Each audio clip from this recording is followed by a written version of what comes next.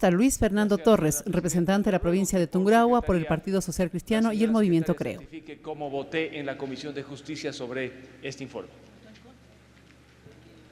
El asambleísta Torres ha pedido que se certifique cómo él votó en este informe en la Comisión de Justicia y Estructura del Estado, de la cual es parte. Se está en este momento verificando. Señora Presidenta, en el numeral 8, resolución del informe remitido por la Comisión de Justicia, en el segundo párrafo consta, se registra los votos en contra de los asambleístas Magali Orellana y Luis Fernando Torres y la abstención del asambleísta Miguel Moreta. Hasta ahí el texto, señora Presidenta. Le pedí, señora Presidenta, que diera lectura a la señora secretaria sobre mi voto para evitar malas interpretaciones.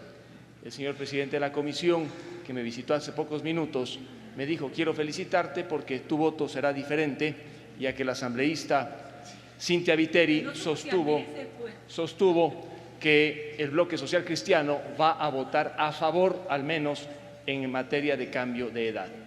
Yo no voy a votar a favor y voy a argumentar por qué.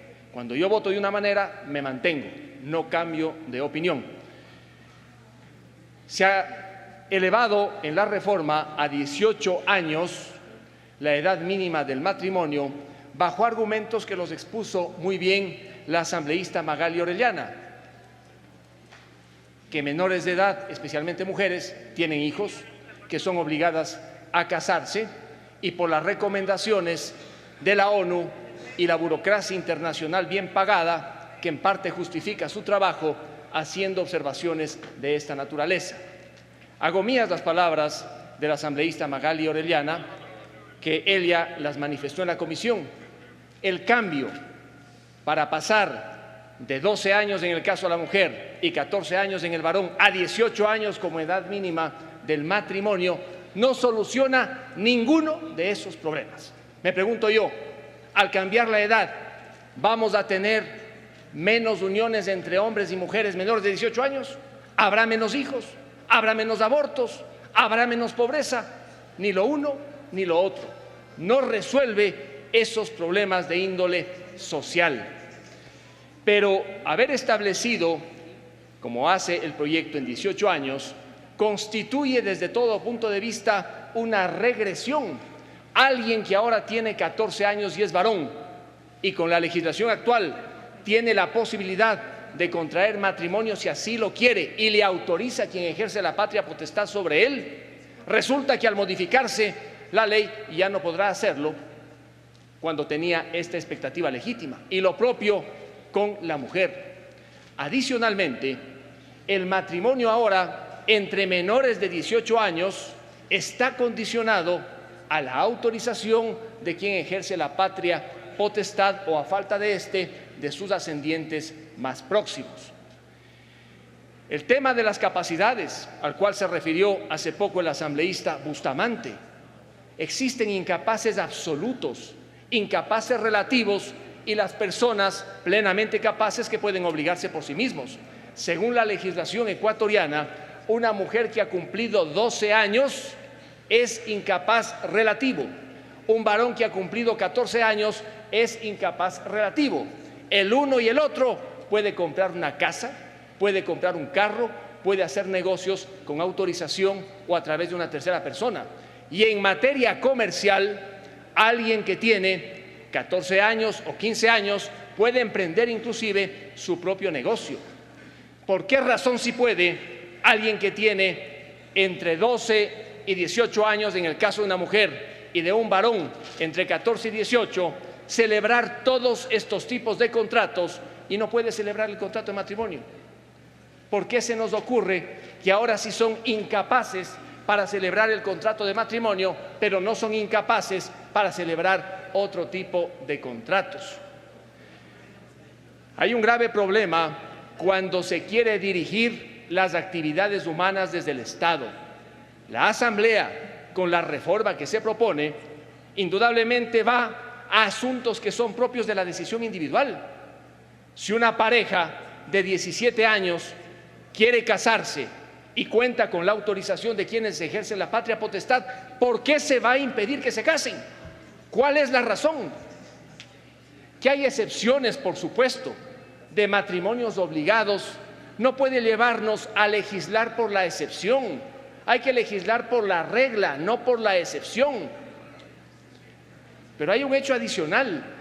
En esta reforma se define a la unión de hecho como aquella unión entre dos personas sin requisito mínimo de edad y uniéndose van a tener, desde el punto de vista económico, las mismas consecuencias como si hubiesen celebrado un matrimonio. Por lo tanto, alguien de 17 años no puede casarse porque la ley le prohíbe, pero sí entabla una relación y llega a conformar una unión de hecho con los mismos efectos del matrimonio. En ese caso se produce una discriminación para el hombre o la mujer que tenga 17 o 16 años. No puede casarse si lo quiere, pero se une con otra persona y tiene una unión de hecho con los mismos efectos que el matrimonio.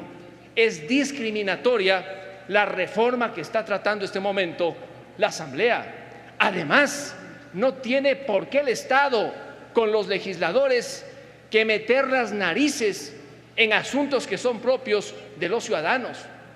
Si queremos terminar con las excepciones, matrimonios obligados, en que resulta que el padre autoriza que una menor de 12 años se case con una persona que tiene 40 años, pues hay otro tipo de sanciones y prohibiciones, pero no esta que estamos adoptando en el país.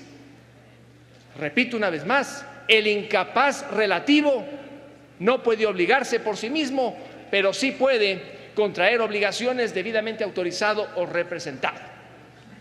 La reforma, entonces, que hoy se quiere aprobar, no resuelve ninguno de los problemas sociales más lacerantes del país, pero sí discrimina, sí desconoce el derecho de las personas a decidir por sí mismas con la autorización de quien tiene la patria potestad. Pero hay otros temas en esta reforma que preocupan. En materia, por ejemplo, de herencias y sucesiones, se establece que aquellos con derecho a heredar pueden impugnar la paternidad, la maternidad de alguien para despojarle de la herencia. Hay dos tipos como uno hereda. Cuando por testamento se le dice esto te dejo, y cuando no hay testamento por ley. Me pregunto yo, si por testamento, antes de fallecer, el causante decidió dejarle a una persona X una determinada cantidad de dinero o algunos bienes, presumiendo que era su hijo, su hija, no pueden otros, una vez que éste ha fallecido, sin límite de tiempo, despojarle de la herencia. Actualmente, para poder iniciar acciones de investigación en materia de paternidad, estas prescriben en 10 años. En la reforma se vuelven imprescriptibles. El asambleísta Bustamante, en su brillante intervención sobre el concepto de familia, hacía algunas precisiones. Existe la familia de sangre, así es, pero también pasan a formar parte de la familia personas que han estado completamente integradas, han recibido el cariño y el afecto. Con esta reforma que estamos por aprobar, resulta que alguien heredó y pasados 30 años o 40 años se le ocurre a otro decir, carambas, tú no tienes ningún lazo de sangre, impugnan la paternidad y le quitan todo lo que quiso dejarle el testador debidamente consciente y con voluntad. Tiene que establecerse un plazo de prescripción, no pueden ser imprescriptibles estas acciones.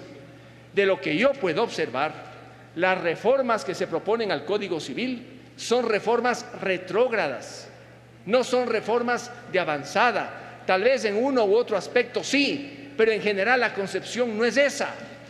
Se están cerrando todas las posibilidades. Ya se ha hablado, por ejemplo, de las causales del divorcio.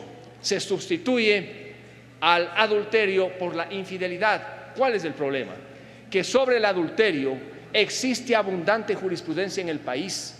Un juez, cuando conoce un juicio de divorcio por adulterio, ya sabe cómo resolver.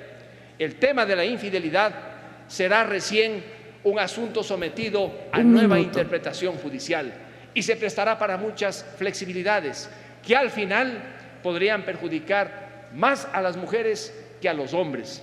Hago un llamado entonces para que de este texto podamos identificar aquello que es positivo, que está bien, que se incorpore, y excluyamos lo que ciertamente constituye un retroceso y una discriminación. Muchas gracias.